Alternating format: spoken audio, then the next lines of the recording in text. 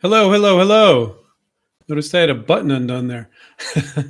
My name is Andrew Krause, and I'm one of the co-founders here at InventRight. Stephen Key's our other co-founder.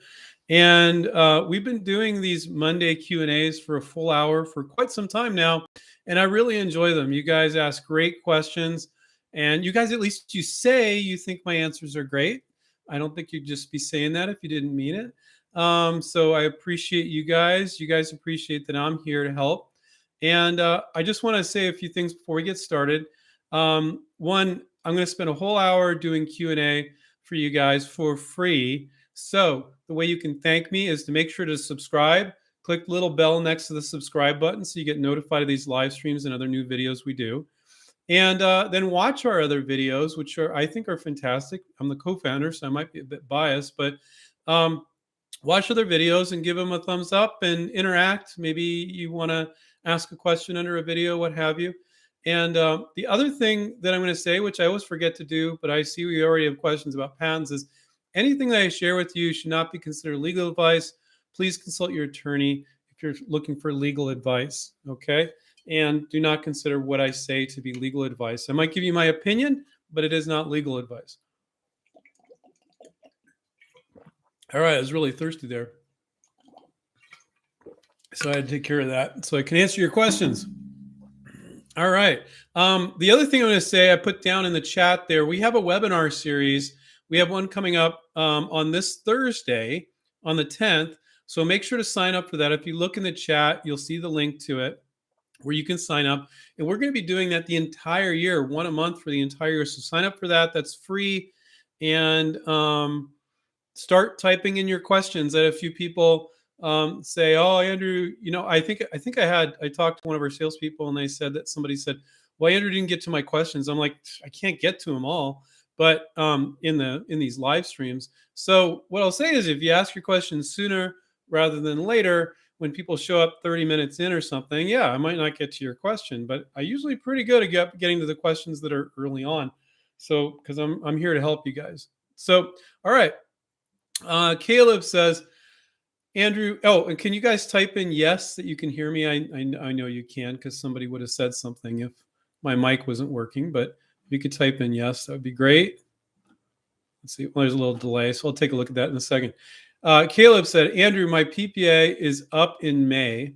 I may have interest from a couple of companies, but they told me it's a lengthy review process.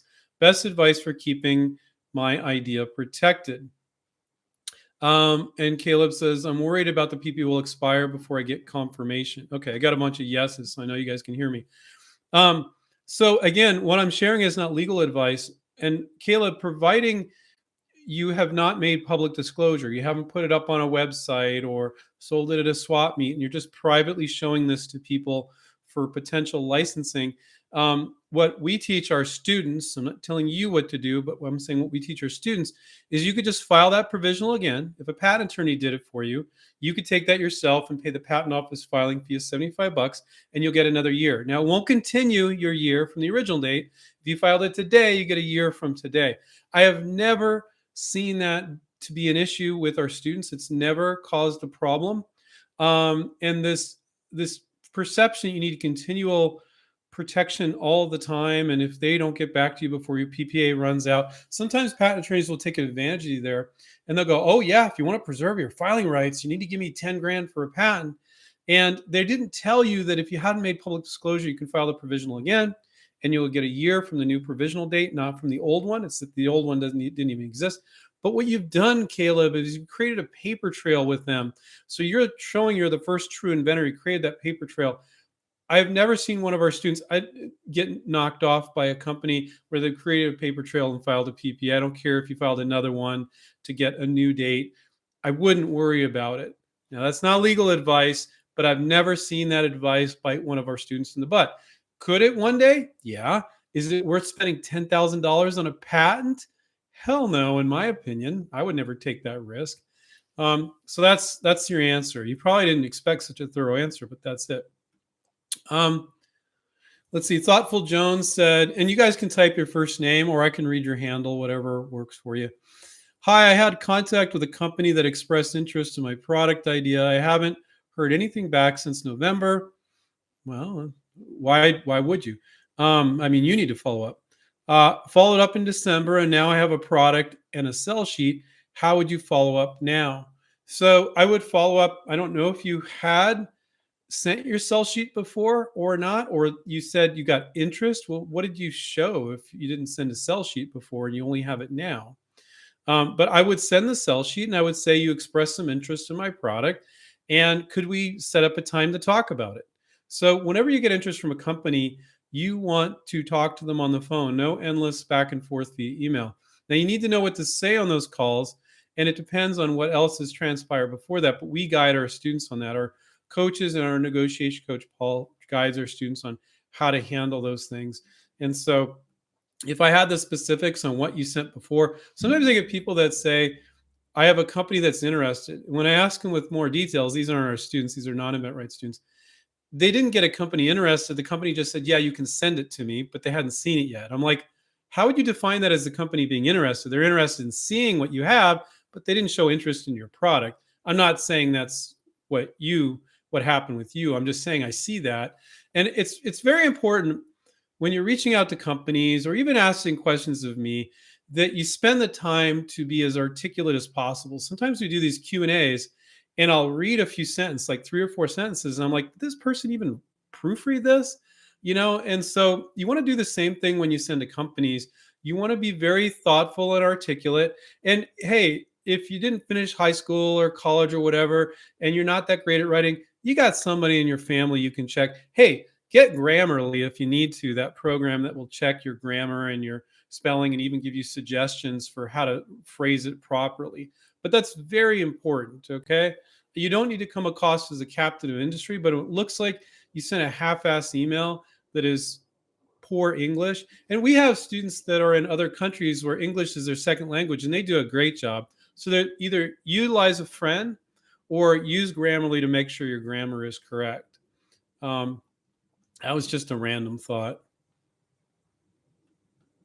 Okay. Yeah, I don't know. Thoughtful Jones said the product idea is in the same category. I don't know if you have a new idea. Just send, whenever you reply to a company, never say, I got an email like this. Andrew, did you get my email? I'm like, now you're going to make me search your email address and look at all you, if I find an email, you're wasting my time. Whenever you resend something to somebody, always resend it so they can see the email thread before. If they'd replied before saying this is interesting, forward that reply, attach your new sell sheet if you have a new one, and then just say, following up, can we set up a time to talk? You showed some interest in this product. When would be good for you? So, and I know some of this is common sense, but I see God knows how many inventors not using common sense when it comes to communicating with companies and others as well. So, never hurts to say it. Deidre, hi, Andrew. Thank you for all of your professional advice. Andrew, what exactly does launch mean? I tried to find the meaning of it in your book, One Simple Idea, but I didn't get clarification. So it sounds like Deidre read our book, One Simple Idea, which is a great book. If you're going to read one of our books, read One Simple Idea by Stephen Key, my business partner. We did that together. And that's going to help you get up and running. But I don't know what you mean by launch. What does launch mean? If you could further clarify and type in, I'll jump down to the bottom of the chat periodically to see for your answer. But I don't know what you mean. Where did you hear the word launch? And why are you concerned? I think I don't know what that means. When you launch a product and you're selling it yourself, that's called launching a product. Or when a company launches your product, that means that they're basically getting it into the marketplace. They're making it public. That's the only thing I can think of. But if you could clarify, I'd be happy to answer your question. Richard said, will your coaches help me narrow down my ideas to the best one? Or if needed, tell me my ideas aren't good, think of some new ones? Or is this part of the process of research before I get into the program with a coach? No, I don't find most inventors are very good at that. If you got 5 ideas, a coach can definitely help you go over them. But it's not like they're not giving you their knee-jerk reaction. So let's say you have 5 ideas. it's highly unlikely that we have a new student that's thoroughly researched 5 ideas or 3 ideas. So, the coach will look at whatever research you've done, and they might say, well, for these 2 out of 5, you giving me enough info. I think this one would be easy to work on, but kind of hard in this respect. And this one over here, I think would be a little easier because of this and this. But they might say, but these other 3, I don't have enough info. This is the info I want you to go out and find. It's usually pretty simple stuff to find other products in the space. Then let's come back together and they will give you their opinion based on facts, based on the marketplace. It's not, do they like your idea? Or they just have like some sort of like magic brain that they could be knowledgeable about every product in every category. They're knowledgeable about what you need to do to go out and find, so you can give them that information. They can help you analyze those. And I love it when students do that, because it's great for a coach to say, okay, here's the upsides and downsides of number 1, number 2, number 3, number 4, upsides and downsides of number 5. And based on what we know about these products, number 3 would be a great first project to work on. And then they go down the line. Then they go, well, this one would be a great second one, but there's a few things you need to work out. This one's a little bit more work. That number 5, that's just a mess. You're probably better off not working on that, maybe coming up with a new one as opposed to working on that one. So absolutely, that's a skill we can teach you. And most inventors aren't capable, until we train you, of doing a good job of that on their own. There's very specific criteria when you're licensing. And the only way you can learn that process, I can't give you generics. You got to look at the products and then hear the coach talking about why one is harder than another. And you get in the weeds of it. But they can't even do that until the research is done. But quite often inventors don't know what research you need to do. And for different products, it's kind of different. So they can tell you what you need to come back with in order to make a decision. But if you already have some research done, and sometimes they can give you an opinion before that as well. But it's not their personal opinion or whether they personally like it. That's garbage. That's not a good coach. If a coach wants to tell you, I would personally buy this, but that means nothing. What does the market want? What other products are in that space or that micro category? And what are the benefits of them? And how are they marketing it? And what's your point of difference and all that stuff? That's what you need to get into. Kira said, hello, Andrew, from Aruba. Cool. I was just talking to a gentleman that was in Thailand. He's an American from Idaho. He lived in China for 10 years, and now he's in Thailand. So we have students all over the place. Hello, Andrew from Aruba. This is from Kira. Thank you and inventRight for all the free and valuable information. I have an improvement on a product, and there are 3 leading companies on the market. Should I approach all 3 of them? Yes, you should approach all 3 of them, but you're most likely making a mistake. Almost never do I see one of our students that have a product that's only for 3 companies. I always say this. I say, if you have 2 or 3 companies, you have 2 or 3 chances for success. If you have 20 or 30, you have 20 or 30 chances for success. And people are like, no, these are the companies. And I look, and almost every time I look at it, I'm like, you have 30 easy here. Here's the way you need to think about it. Here's how you're going to expand your list. People tend to go with the ones right in front of their face that they're super familiar with, but there's plenty of other companies that are really big and have distribution in stores, and they don't have to be making the exact same thing.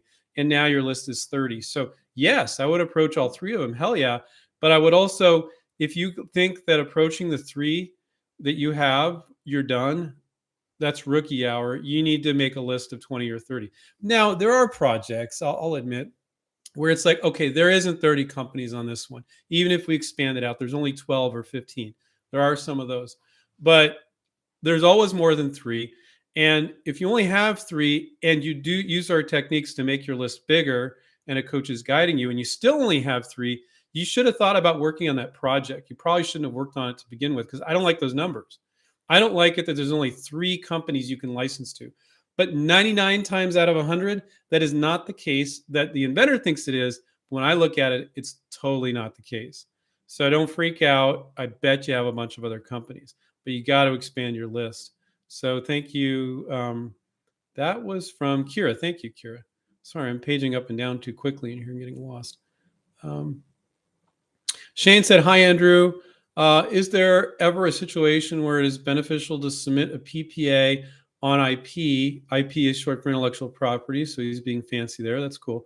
That your attorney deems not patentable or borderline public domain. Okay, so is he saying, does it make sense to get a PPA on a product that your patent attorney is like, I really don't think, or it's going to be pretty weak? Absolutely. Our students do it all the time, and I highly advise you to do that. So what it does is, by filing a $75 provisional, the patent office doesn't look at a PPA. It's automatically granted because they're not reviewing it. They're not analyzing it. If you pay your patent office fee and you include your contact information and you pay the fee, you get it every time. You could scribble on a piece of paper with a crayon, they'll give it to you. Okay. So you can always get patent pending status because legally with a provisional, you can say patent pending. You don't have to say provisional patent pending. So it creates an aura of professionalism. So for 75 bucks, especially when you're new to it, and even when you're a pro, most of the time it definitely makes sense to always file a provisional, even on a product that you don't think is patentable or is going to have weak protection. It just puts them on notice, and they can't see what you have or don't have, so they don't know. Like, they can't look at it and go, oh no, what he's trying to claim is not going to work. They can't see it. So it keeps honest companies honest. I would always file a provisional patent, even if you're fairly certain you can't get a patent on it, or if your attorney is assured it's weak. And you don't have to have a patent attorney file it. You can file it yourself. You don't want to go spend $800 or $2,500 on a provisional with a patent attorney. Every time you have an idea, file it yourself. You can do that for 75 bucks. We give our students software to do that. So if you want to become a student, we can help you with that. Ethan said, hi, Andrew. Can you talk a little bit more about the new webinar series? Yeah, if you page up in the chat, you'll see a link to that and you sign up for that. And we are going through all 10 steps in the InventRight process. If you read One Simple Idea or a book, you can type in One Simple Idea into Amazon. And if you read that book, we give our 10 steps up. You know, now most people really need the additional guidance of a coach, but in this webinar series, we're going to be going into all 10 steps over a year. And we're going to be doing step number 1 this Thursday. So that's what we're going to be doing, Ethan. And it's going to be great. It's going to be really, really good. And as you guys know, we're all about giving it up. We don't tease people or any of that stuff. Let's see. No name here. Emperor King. Okay. As their handle. Hey, Andrew, I'm in the process of prototyping. How do I find the perfect company that deals with silicone? My advice would not be to do that. So why did you assume you needed to hire a prototyper to make a silicone product? How'd you come to that conclusion? And I asked inventors this time, they're like, well, I don't know, it made sense. Anybody give you that advice? Maybe have they ever licensed a product before? So we get students all the time that license products just with the virtual prototype that we do for them and a sell sheet.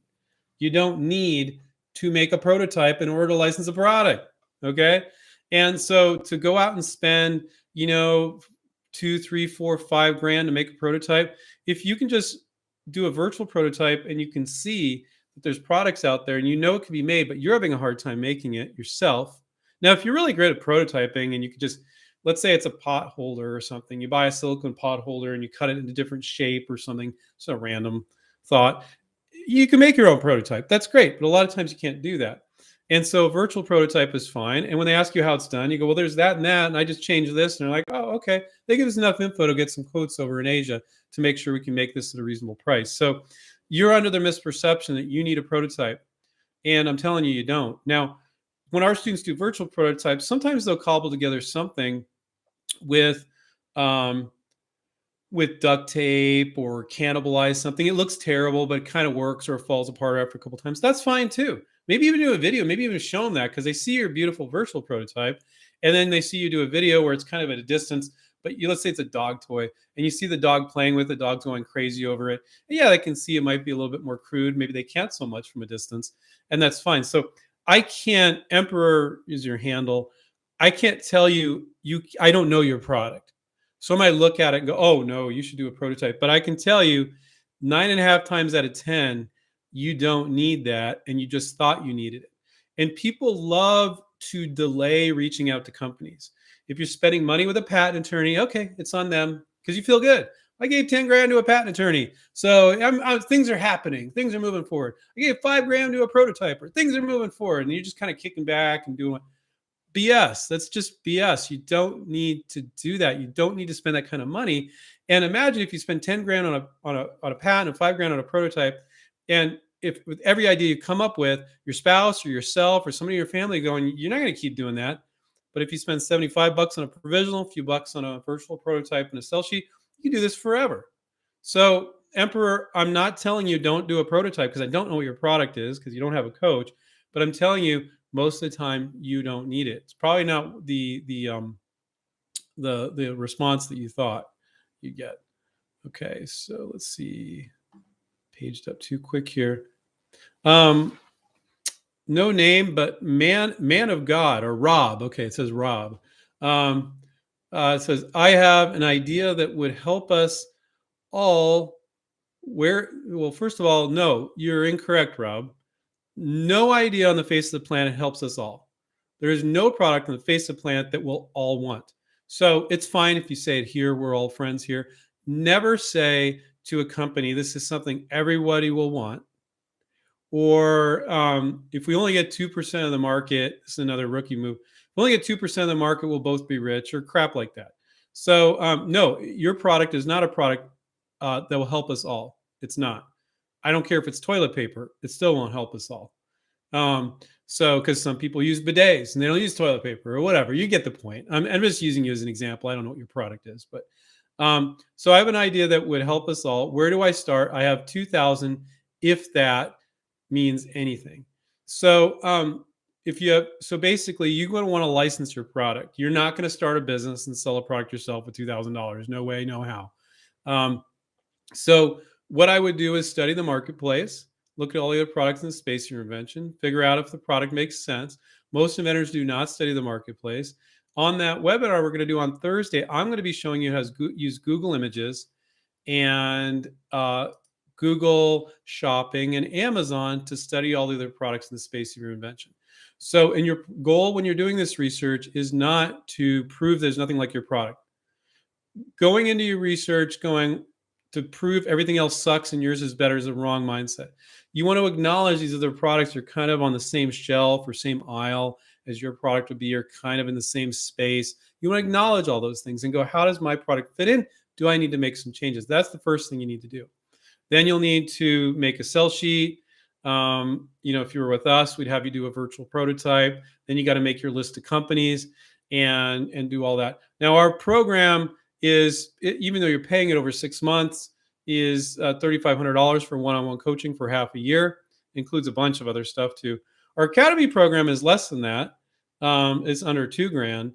So you might consider academy. But if you're going out on your own, $2,000 is enough to work on a product without a doubt. And if it's not, you're not doing it right. Now, I'm not saying there's not products where you have to spend more money on that, but if you're using the true inventRight approach, for most simple projects, it will not cost you more than that.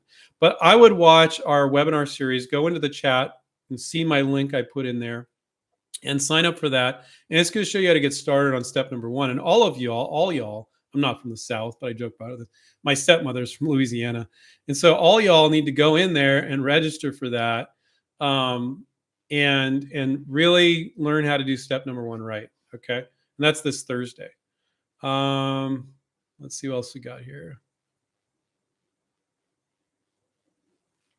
William said, I have a potential licensee that wants me to show it personally, which I'm happy to do since it's close by. There's a good chance that they'll want to do the product.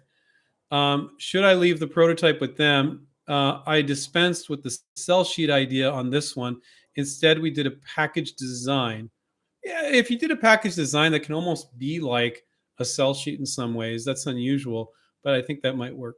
So in-person meetings are, I'm not going to say never do them, but why do you need to do an in-person meeting? If they wanted that and you're up for that and they're like 20 miles away, okay.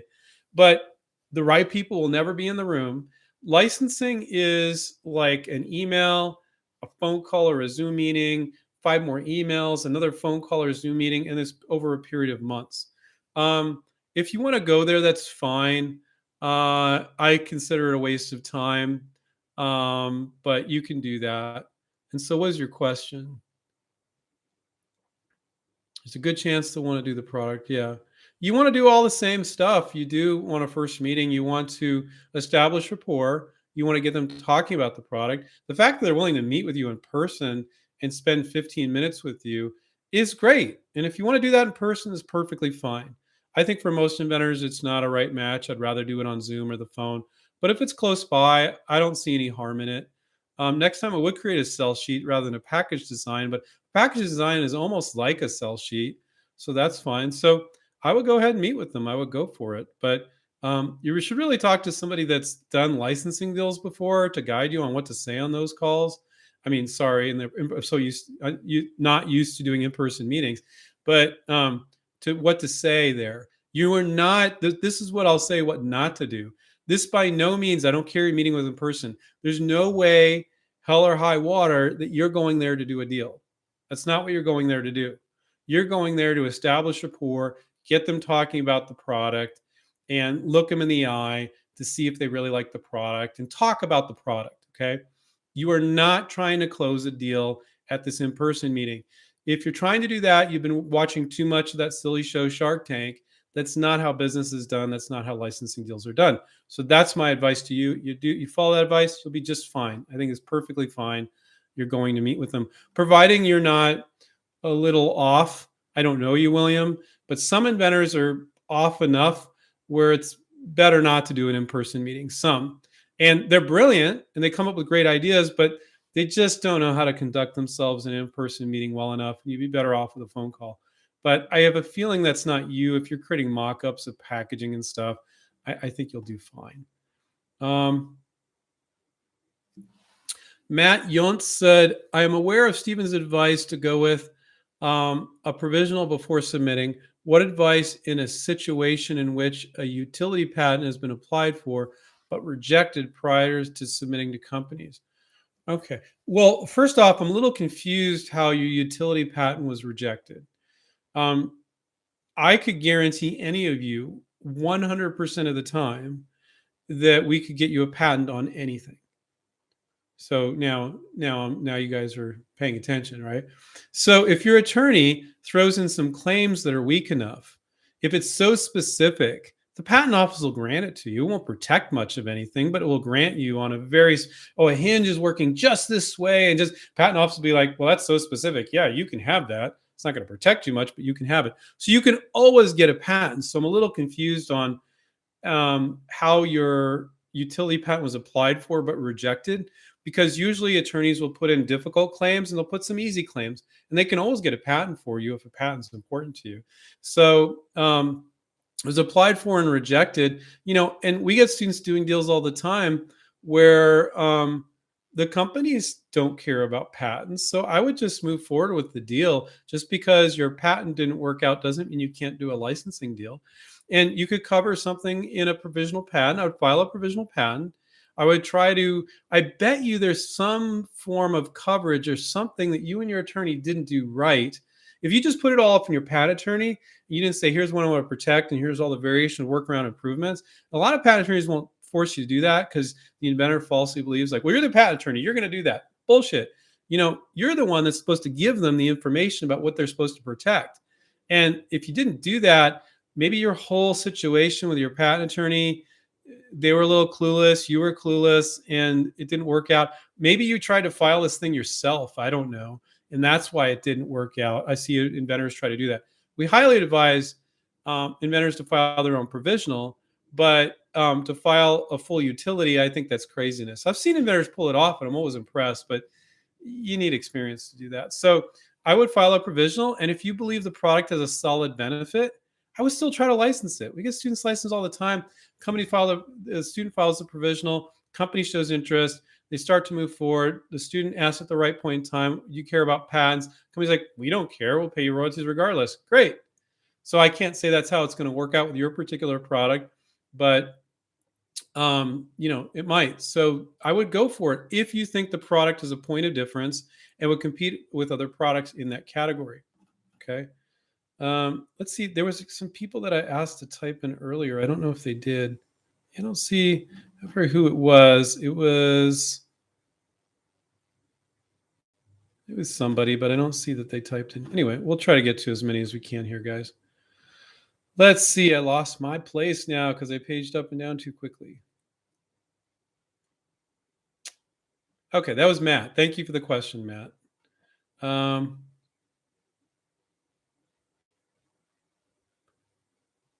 Tommy said, should I call the company or just message them on LinkedIn? You should do both or either. If one doesn't work, you should do the other. So we teach our students to use LinkedIn, use the phone, use email, use all three techniques. A lot of our students these days really like LinkedIn because we give them templates to use and we explain how to approach companies on LinkedIn. There's a very particular approach you need to use. And then if they don't reach back out, because some people just don't use LinkedIn and others do, then they pick up the phone and call. But you should not give up on a company until you've reached out multiple times on LinkedIn and multiple times via phone to multiple companies for both, for multiple people in the same company for both. People don't work hard enough to get to companies. They give up way too soon. That's one of the main reasons why our students are successful. And our students, even our students, will try to give up. Oh, I don't know. I sent them a message twice on LinkedIn, call them once. The coach is like, so what? Keep going. You didn't give you a no yet. And inevitably, then they get into that company a little later. People are not persistent enough. Michael said, could submitting to Mark Portnoy be done outside InventRight program, or is it best to do it with your coach? So Mark Portnoy's a guy, he has a company and he has licensed a product from one of our students. And he's not a multinational or something, but he launches products. And Stephen did a YouTube video with him. You can see it. And you can send directly to him. I don't think it's any different if you did it with a coach. I think it would be smart to, if you have an InventRight coach, Michael, to show your presentation to your coach to make sure it's good. You know, but you can go directly to Mark. There's no reason why not to. Alejandro said, hi, Andrew. When should we contact companies that sell seasonal, for example, Christmas? I wouldn't analyze it, Alejandro. If you have a company that sells Christmas products, I would reach out all year long to them and they will tell you. And if you want to stay in the Christmas category, you'll start to learn when they start to like things, but every company is different. They won't all tell you the same thing. I would, with any seasonal product, I would not analyze it. I would do it any time of the year. Now, if you stay in that industry, a few might get back to you. You'll start to notice trends before this show, trade show, or this or that, certain time of the year. But I wouldn't analyze it. I would just go ahead and reach out. You don't, sometimes people want to, not you, Alejandro, but sometimes people use all sorts of excuses not to reach out because they're so worried about getting like some sort of positive confirmation back. If it's important to them and they're like, we're not looking at Christmas stuff right now, 2 months from now, great, reach out. They'll let you know.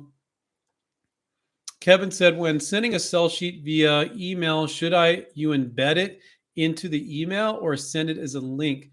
No, you should attach it as a PDF. Don't attach it as a Word doc or anything besides a PDF. I've seen some people attach it as an image document like a JPEG or a PNG. If you have a link to a YouTube video in there, an unlisted YouTube video, you need to make it a PDF. If you have a JPEG or a PNG, then you can't put a link in there. So always make it a PDF, basically, is what I would always do. Sam said, man, I'm burning through question and answers here. Hope you guys appreciate that. We're making good progress. Sam said, hello, when a company asks if you're talking to other companies, do you just say, I'm under NDA, whether you have actually talked to other companies or not? Yeah, you just say, yes, of course, I'm shopping it around, but I would never say anything to another company that you had said to me or tell you anything other company has said to me. Everything is confidential. So I would never kiss and tell, basically. So yes, of course, I'm shopping around, but everything is confidential that they share with me or you share with me, that other companies share with me. So just be honest about it. And don't play them against each other. That is stupid, guys. Don't do that. I can't tell you how many times people go, well, I'm going to play them this way. No, Don't do it. It'll backfire on you almost every time. Is there a one time out of 100 where I might say it might make sense? Yeah, but you guys don't know when that is. I would just, as a rule, just never do it. Um, Kevin said, also, is sending a letter an appropriate way to make contact with the company? If you mean a physical letter, a snail mail, no, that's archaic. An email, you can send an email, but it should always be with the sell sheet. But you shouldn't send the sell sheet unless you get permission. So you don't send a company a sell sheet, your marketing piece, via email, via LinkedIn without first getting permission. Totally not appropriate. You always have to get permission first, then you send it. Deidre said, thank you. That was excellent clarification, Andrew. You're the best. Great. Okay. I think Deidre is the one I was going to get back to. Holly said, hey, Andrew, do you need to be connected to a person on LinkedIn to message them, or do you just send messages without being connected? No, you have to be connected to them. So you have to first connect. And the approach that we teach is we teach people not to say anything in that connection. Just literally click connect. Don't write a custom message. You're making them work. That's going to work better for most people. So yeah, you got to connect with them, and you got to wait for them to connect with you, and they won't always do that. And then when they do, then I would always wait a couple days and then send them a message, then asking if you can send them something because you have a product that's good for their match for their product line. And then when they say yes, then you send it. So there's an appropriate way of doing it, and that's the overview of the appropriate way. Don't be that wacky inventor posting stuff on LinkedIn or sending stuff unsolicited via email or on LinkedIn. Not cool. I've had a few CEOs get really mad at, I've seen inventors get really mad at it, going, I didn't give you permission to send this to me. Completely inappropriate. Never reach out to us again. They may have a policy or something. Don't do that. To reach out to them, ask permission, yeah, but don't send them marketing materials without their approval. Thank you, Holly. Great question. Richard said, I have an item that comes in many shapes and sizes and uses, but all share the inner inner workings and concepts. Should I file a PPA for each one, or I would just file them all in the same PPA? That's your question. But more importantly, I'm not so concerned about the PPA, Richard, and you including all those different variations in there. You need to define it as many uses and different applications. You might have multiple products. You might have 3 products essentially, where you have 3 different sell sheets for different industries with different lists of companies. So that's what I'm more concerned about, because the PPA really not that important compared to your marketing materials. Just to give you some perspective, people way overvalue protection and they undervalue a good pitch. Okay, let's put it that way.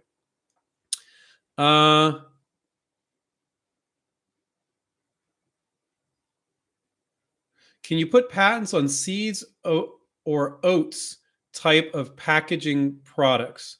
Okay, so I think you're talking about food, and there are only 2 kinds of patents that inventors use 99.9999 times out of 100, but I'm going to share the third one with you. So there's a design patent, which is the way something looks, not the way something functions, and a utility patent, the way something functions. Okay, that's my layman terms. Okay, now a provisional patent application is a utility patent, and then a design patent is just literally a drawing of the product, and it's the way something looks, which can be very weak, but if you're clever about it, that can offer protection too.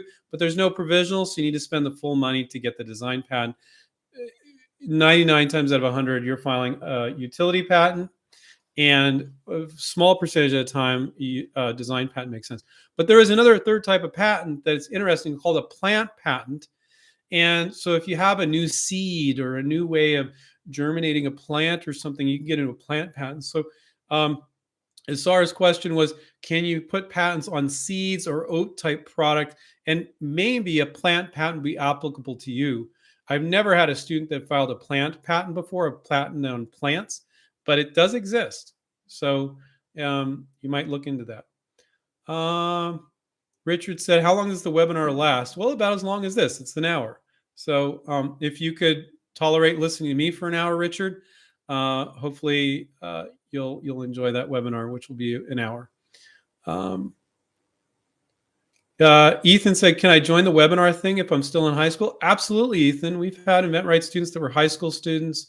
We also have a program called Invent Yes that is free for grade school, middle school, and high school students. So you might look about that. If you type in, I think, Invent Yes space InventRight, I think you'll come up with the website. I forget if it's inventyes.com. I don't remember. But make sure to sign up for that. That's completely free. Doesn't include one-on-one coaching, but there's some good videos in there for high school students. So check that out, Ethan. Let's see. I don't have their name. My Jolly Cat is the handle. That's a fun name. I got sick for a long time and stopped with my passion in inventing. Now I'm okay, but I can't seem to get back in inventing again. Any advice? Well, I think that what I would do is I would study all the products in the space of your invention, and then I would see how your product fits in. And if that validates, like, yeah, God damn it, my idea is good, that might really motivate you. So I would study all the products in the space of your invention and, bookmark all that stuff and validate it to yourself again that, yeah, my product makes sense.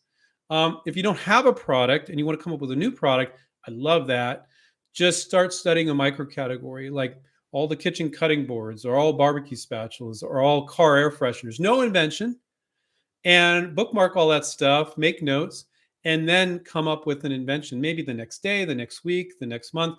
But when you have all that visual stimulation, you bookmarked all that stuff in your browser, use Google Images to do that, you will come up with something if you're creative. But spend the time to study a category. So either one of those ways will work for you, and I think they'll be very motivating. So hopefully that was helpful.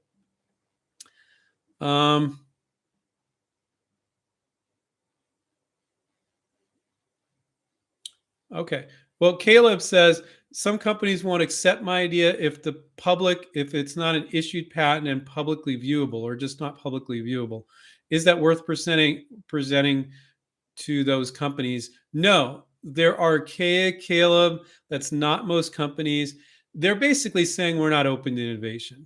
If they expect for you to have an issued patent, or I don't know if you guys know this, but when you file a full utility patent, 18 months after you file it, it goes public. People can see it even before it gets issued, because it can take a year to 3 years for the patent office to get back to you to grant you whatever claims. And then the patent examiner and your patent attorney will have an argument. I call it office actions. I call it an argument on what claims you're going to get. So if a company has to see that, they're really not open to innovation. That is so completely archaic. Moving on. That's ridiculous. But I get inventors that are new to this, and they'll like see a company or two, and then they'll say to me, oh, well, all companies, they want an issued patent. I'm like, what world do you live in? They're like, well, these 2 companies told me that. I'm like, I don't care. That's a minute percentage of companies that would actually tell you that. And so I see a lot of inventors having a very small sample size of experience and making a lot of assumptions. We've been doing this for 21 years. We have students in 65 countries. I can tell you, Caleb, that is not typical. And screw them. If they expect you to have an issued patent that they have to see, then no way. They're not really interested. When companies say that, and then you look at it, they're not licensing products anyway, because of the policies they set up and because they already have the wrong attitude. So you're not missing out. Don't feel like, oh, now I need to give 10 grand to my patent attorneys so they can file a patent so I can submit to this company I really want to submit to. No, they're already telling you with that policy, they don't want your ideas, basically. That's what they're saying. And there are some big companies like 3M and other companies like that, but they suck. They're not going to license from you anyway. I don't mind publicly saying that. That's my personal opinion. Let's see.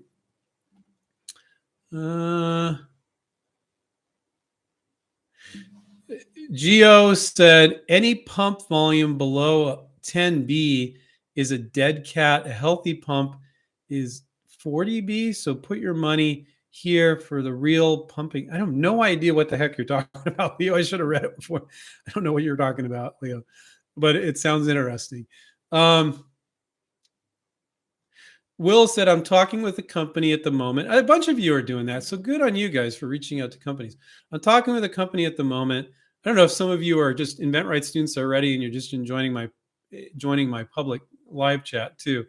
I'm talking with a company at the moment, and the person I've been in contact with has sent it to their team for review. Could you provide what happens typically during the review? No, I can't. And you should have asked them that.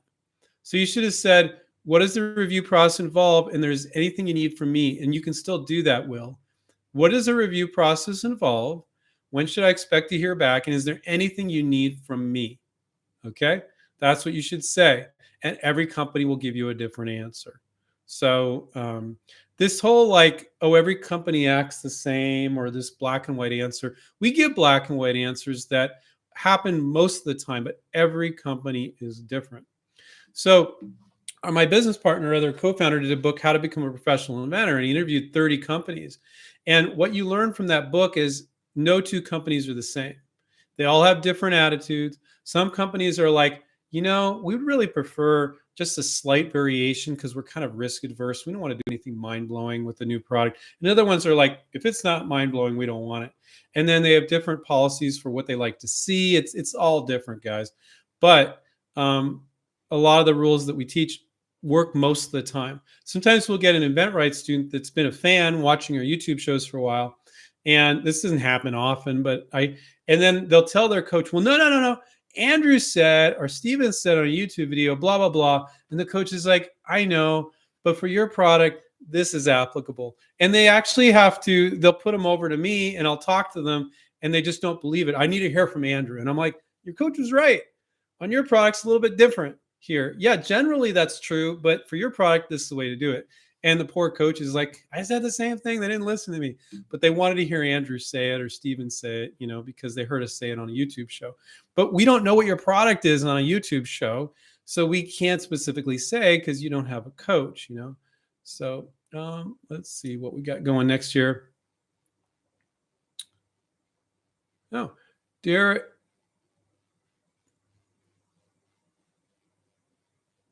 Derek said, my in-person meeting went great. It lasted about 2.5 hours and they took me out to lunch. Wow. Okay. But guys, this is what the company wanted to do with Derek. I wouldn't try to get a company to do this basically ever, but if they want to, and you're within 50 miles of them, I've had students who are within 100 miles. I'm like, nope, don't go out.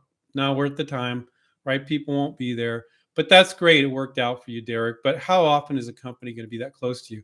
To think you're going to accomplish more and you're going to fly out and meet with them? No. But it sounds like it worked fine with Derek. So there's always exceptions. That's fantastic. They got to know you. They liked you. A 2.5-hour meeting with lunch. Very few people in companies have that kind of time. It almost makes me kind of worried that they have that much time, Derek. People that are really movers and shakers, they don't have time for that. But it sounds like it worked fine. So it worked out fine for you. So no big deal. Matt said, hi, Andrew. Thank you for this video every Monday. Very helpful. Are you related to the Scrub Daddy guy? I get that often. No, I'm not. I don't think his last name, I think it's Krause. And my last name is Krauss. I think the SE is a more common English spelling of Kraus, or if they were German immigrants to the US and then they changed it to more of a U.S. spelling. But my dad came over here when he was 24 from Germany, so I got the German spelling. And I do have, even though I grew up in California, I do have a little bit of German culture in me because my dad was from Germany.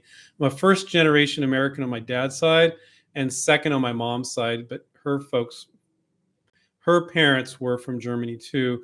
But actually her dad was from Wales, so I got a little Welsh in me as well. But I'm the son of a German immigrant, and I really believe in America, and I believe in entrepreneurship, and I have to give my dad a lot of credit. I saw him being an entrepreneur, and I admired that, and I wanted to be too. So let's see. Let's see. Joel said, what happened to the design studio you guys had? We still have the design studio. We design sell sheets and virtual prototypes, line drawings for our students. But also, if you go on our website and you click on design, we still have some packages you can buy separately from our coaching program. I think for the most part, it makes sense to do the whole coaching program because it's included. But it's still there. You can check that out, Joel. Noobson said, Andrew, got a meeting with you tomorrow. Me. Okay, cool. That's cool. Question, what is the toughest part of trying to license a product to multiple companies without giving up exclusive rights? Let me confirm I got that meeting with you tomorrow. See if you're on my schedule.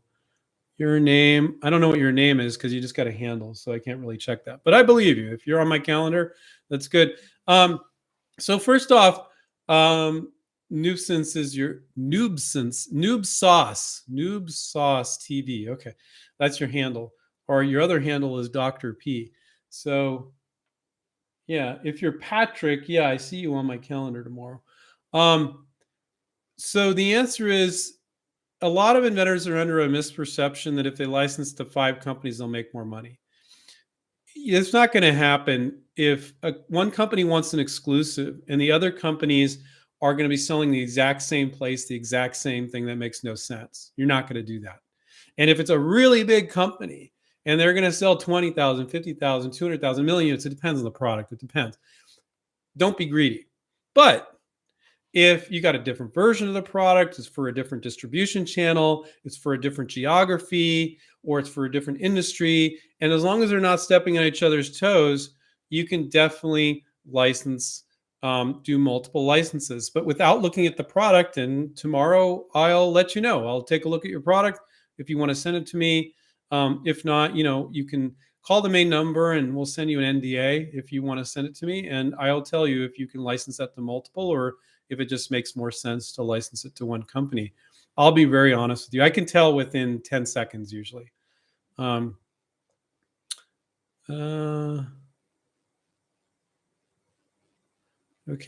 Matt also asked if, oh no, that was the same question, if I'm related to the Scrub Daddy guy. The answer is no.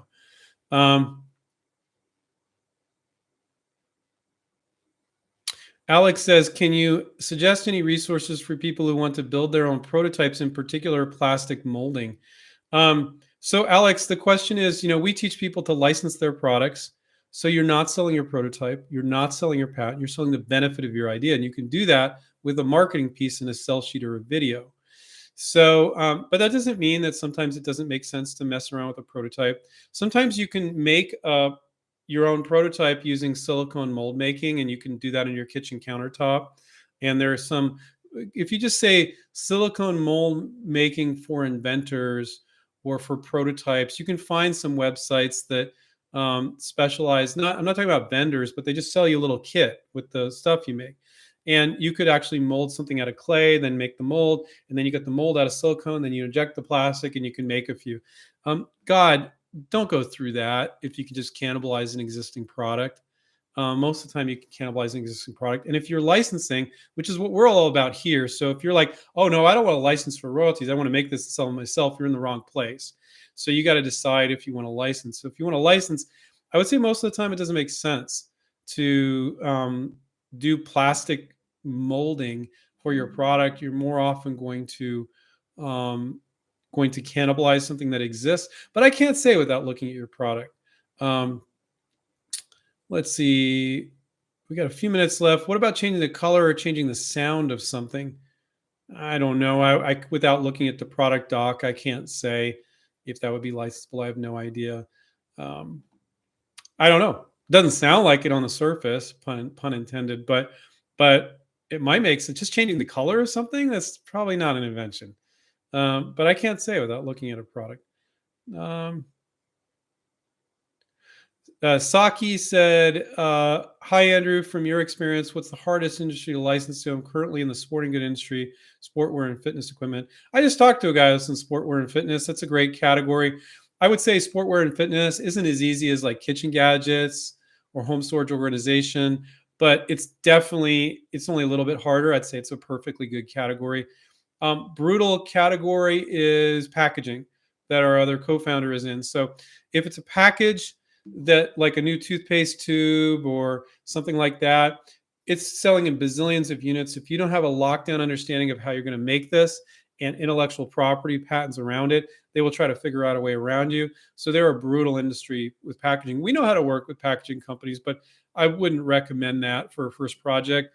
If you have packaging product, I'd work on something similar, then come back to it. But we've helped students work on a packaging product because I let them know, I explain the difficulty, but I also explain we're perfectly set up to do that. I have 2 coaches that are really good at that. Um,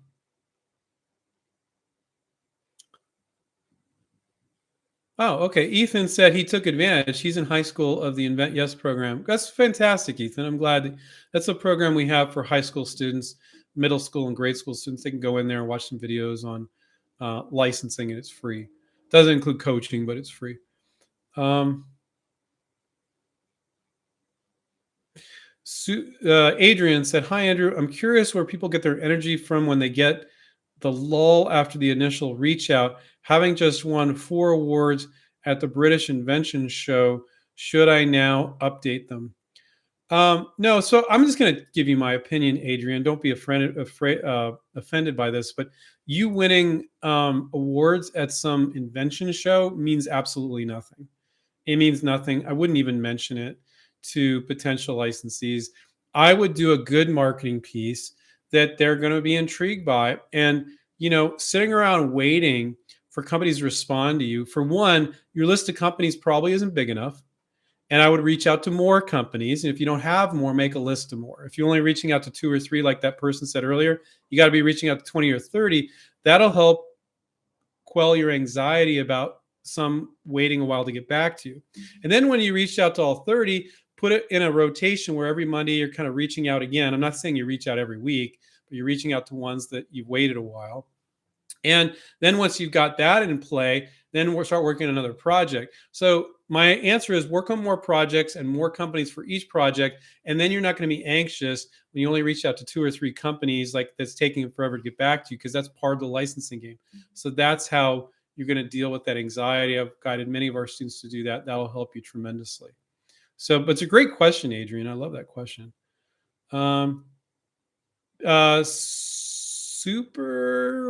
Super wavies, what your handle is. P.S. Any advice on pharmaceutical industry?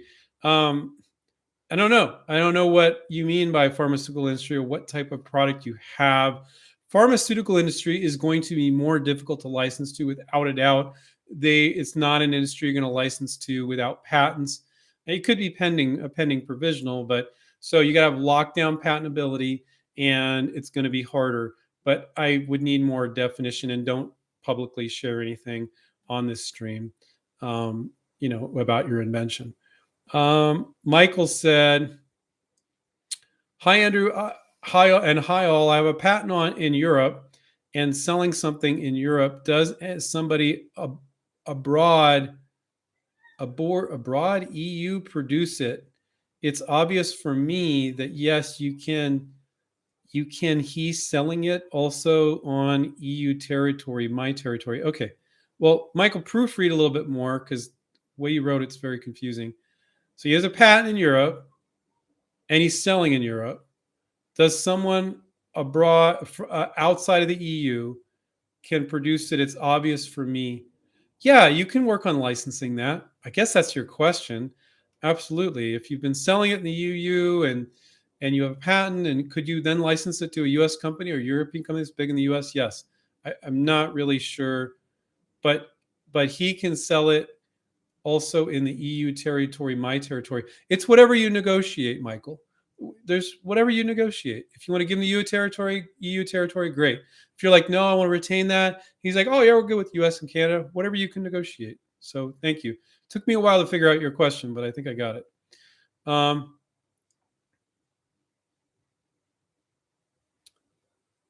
Do you have a copy of a sample sell sheet to send to companies? Brittany said that. I don't know. We did some YouTube videos where we just looked at a few sell sheets. I don't think they were the greatest examples, but you could go on our YouTube show, go to our inventRightTV channel, then search just on the channel and type in sell sheet, and you'll see a bunch of different videos where we're showing them. I don't think the sample, I think we use some bad ones as examples, but that should help you. Caleb said, he answered his question. It was one of the largest tool companies in the world. Okay.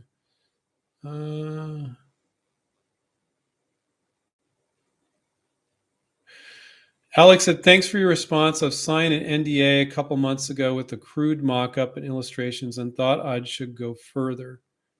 I forget what Alex's prior question was here. Let's see.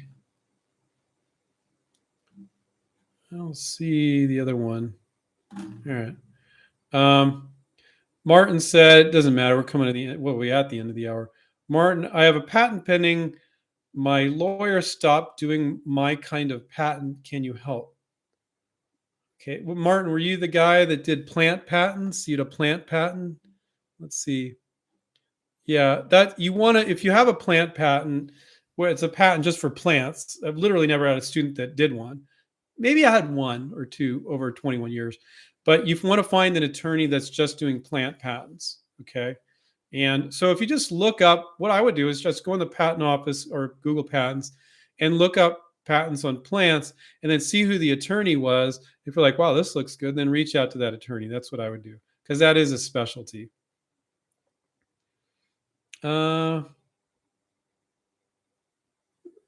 We have a person, hi, how much time would a business plan take? You don't need a business plan when you're licensing. You need a licensing plan. And if you follow our book, One Simple Idea, and watch our YouTube videos, I can't even pronounce this name, Belhucci Amina. If you follow our videos and read our book, One Simple Idea, it's going to give you the plan to license. You do not need a business plan when you're licensing, a complete and utter waste of time. And you definitely don't want to be sending that to potential licensees. That's just going to be confusing as all hell.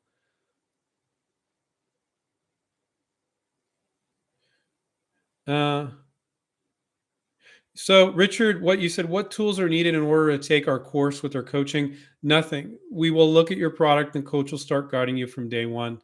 And we do get questions about getting certified. And so I know our new learning management system, which may take months or even 6 months to get up and running, has this little certificate that you get at the end. And so if you joined and you decided that was important to you, we could make one for you.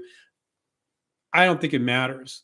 When you're the certificate you get is you're acting professional. So your sell sheets look good. Companies think you're professional. They could care less about a certificate. Companies don't care. If you say you're certified by InventRight, they're like, why do we care? Just send us your sell sheet that makes sense.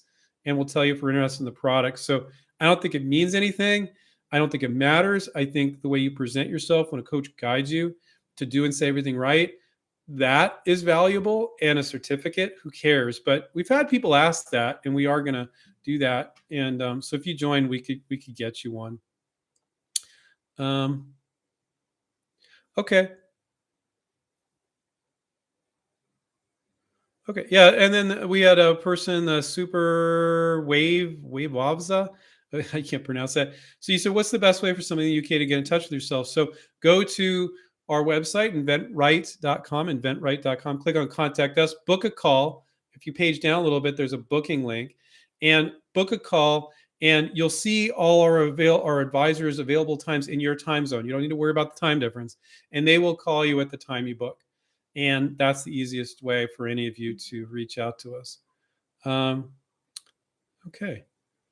All right, so I want to remind you guys, page up in the chat, make sure to sign up for a webinar that's coming up this Thursday, and it will send you up for every month for the entire year. It's totally free, and we're going to go over step 1, so make sure to check that out. Sign up for that, okay? There's also a ton of free resources on our website. If you go to inventRight.com and you click on free resources at the top, I would check that out too. Before I end the thing completely, I'll go off video. I'll find that link and I'll put that in the chat too. And I want to ask you guys a favor again. If you could click on subscribe. If you're already subscribed, don't click on unsubscribe. Click on subscribe. Click on the little bell next to it so you get notified when we have new videos coming out. And then watch a bunch of our videos and click thumbs up and engage and ask questions. And I remind you guys to take care, keep inventing, and we'll catch up with you guys next time. See ya. Bye.